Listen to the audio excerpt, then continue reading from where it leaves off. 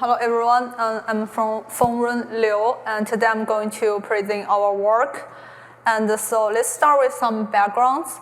The machine learning is everywhere, driving the product recommendations, enhancing the image processing, and the exciting virtual assistants like ChatGPT. And to provide the better service, the companies often collect more data to train the better models.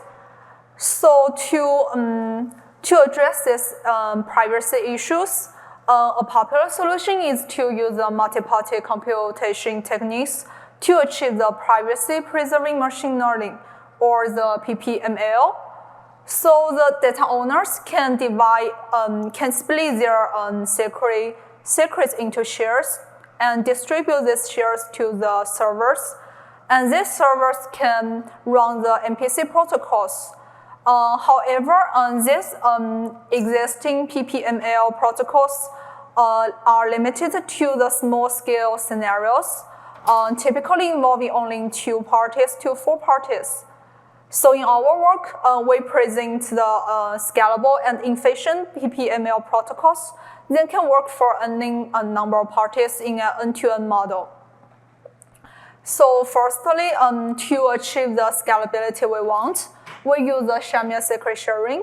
For example, in a setting of 5 parties, a party can encode its secret S into a degree 2 random polynomial, the fx, and he can compute 5 shares, which are the evaluations at the specific points. So based on the Lagrange interpolation, only 3 parties can reconstruct the whole polynomial as well as the secret S. And this scheme can easily scale to any number of parties. So back to our final goal, the privacy-preserving neural networks. Here are 2 challenges here. The first one is handling the decimal operations. Because the training or inferencing on the neural networks only makes sense with the decimal numbers, as our MPC protocols often work with the ring or field elements. And the second one is dealing with the nonlinear functions, like the derivative or ReLU functions. And the common activation functions, like the ReLU and the max pool, can both represented by the derivative or ReLU function. So firstly, let's discuss how we support the decimal operations in the integer power of 2 rings. It is typically the 2's complement representation. So here we can represent an integer with a modular operation. And also we use the last bits to represent its fractional part. And also in the 2's complement representation, the most significant bit indicates its sign. And when we multiply 2 fixed point numbers, the fractional part of the result actually doubles. So in order to perform more layers of the fixed point multiplication, we need to perform an additional operation, the truncation operation. So this operation is actually a division by 2 to the d, which is actually performed on its represented integer, the c bar. And in the 2's complement representation, we can simply achieve this truncation by just shifting the bits down by the positions and filling the top bits with the MSB. But in our setting, we are using the Xiang secret sharing. We work with the field. And in our work, we choose a special prime, the Mersenne prime, which has the form of the 2 to the L minus 1. And it is very close to the power of 2. So when we want to represent the fixed point numbers in our Mersenne prime field, we can just replace the modulus with the Mersenne prime, the 2 to the L minus 1. And also it turns out the truncation defined in this Mersenne prime field works similarly to the power of 2 rings. So we can just shift the bits down by the positions and fill the top bits with the MSB. So taking advantage of the missing primes, we can design the truncation protocols like the previous ones. So we have a truncation pair, which has a random element R and its truncation. And we can mask the secret input X with the random element R. And we can reveal the A. And we then can compute the truncation of the secret by the truncation of A and the truncation of R. It seems correct, but unfortunately, the equality in the step 3 holds with high probability only for small secret X, which is much smaller than the modulus used in our protocol. So this actually creates a large gap in our protocol. So, for example, with a 9-bit modulus, we start with A equals X plus R, and then we perform a truncation. We just shift the bits and fill the top bits with MSB. So we can see that the equality regarding the truncation does not hold anymore. This is because when we perform when we use the random R to mask our input, the secret input X, the positive overflow happens. And this overflow actually leads to an incorrect side bit. So when we perform truncation, we actually fill the top bits with this incorrect side bit. So how to correct this error? Suppose we have another bit to store the correct side bit. And when we perform the truncation, we can fill the top bits with this correct side bit. So this makes our truncation equality hold again. So our idea actually is simple. When we detect the positive overflow, we can just remove the misfilled top bits to correct our truncation result.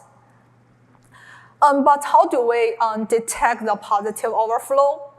Well, in our protocol, we impose a constraint on the secret input to ensure that the input to be truncated is always positive.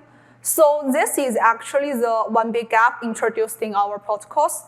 And with this constraint, only positive overflow may happen. And once it happens, we can detect it by the sign of the R and the sign of A, which has nothing to do with our input. So when we detect this positive overflow, we can just subtract a constant delta to correct the truncation result.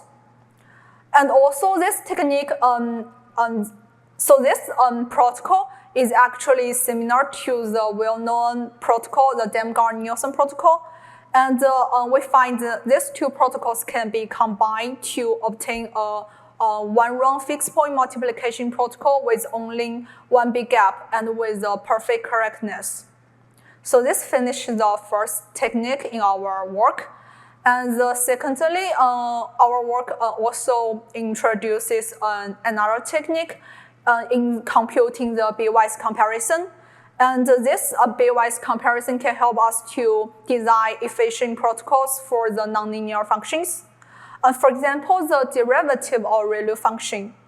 It is essentially an arithmetic comparison. And we can use the typical mask and reveal method to design the protocol. And this protocol involves a bitwise comparison circuit. So let's look at this bitwise comparison circuit between two bit strings. And the basic idea is to locate the first different bit. And we can perform the XOR operation. And the goal becomes to locate the first one bit. And we can continue to perform a sequence of OR operation, which is the prefix OR. And it gives us a series of zeros followed by a series of ones. And then we can locate the first different bit. and get the bitwise comparison result. So in this whole process, the most heavy operation is the prefix OR operations, which involves L multiplications, and it is very costly if we do it sequentially. And although there is a constant run protocol to compute the prefix OR, but in our work, we propose a much simpler protocol to compute the prefix OR, which has only one round online complexity. So the basic idea is to compute the prefix OR by computing its dual problem, which is the prefix AND. So when we want to compute the result of a prefix OR, we first flip the bits to get a new bit string, and the goal becomes to locate the first 0 bit. And when we perform the prefix AND, the result is a series of 1s followed by a series of 0s, and we then flip these bits back to get our desired result. And this the advantage of this approach is that the prefix AND is actually the prefix multiplication, and there is a well-known technique to compute the unbounded fan-in multiplication, which has only one round complexity. So with this improved bitwise comparison protocol, we can build efficient building blocks to compute the ReLU and the max pool. So finally, let's look at our experimental performance of our protocols. We conducted private inference in various settings, ranging from 3 parties to 63 parties. So for example, in the 9 network with a delay on 0.3 milliseconds, the online runtimes for the various networks for 3-layer DNN, 3-layer CNN, and the 4-layer CNN, we can see the online runtimes increases slightly as the number of parties grows. So this shows that our protocols scale well with the number of parties. And also in the line network, the results also show that our protocol has a good scalability. So that's all my talk, and thank you. And if you want to learn more about this work or about me, you can scan the QR code to visit my personal website. Thank you very much.